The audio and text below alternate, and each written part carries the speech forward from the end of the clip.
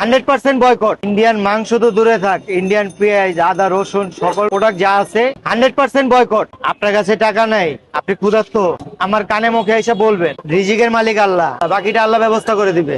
Handi beef, handi হাঁস, handi mutton, আপনার সব পছন্দ খাবার এক ছাদের নিচে। আগে খাবেন, যদি খাবার ভালো না লাগে পুরো টাকা ফেরত। পুরান ঢাকায় প্রথম হান্ডি বিফ পাবেন, হান্ডি হাঁস, হান্ডি মাটন, কালাভুনা, চুইজাল, রোস্ট, রেজালা, ডিম।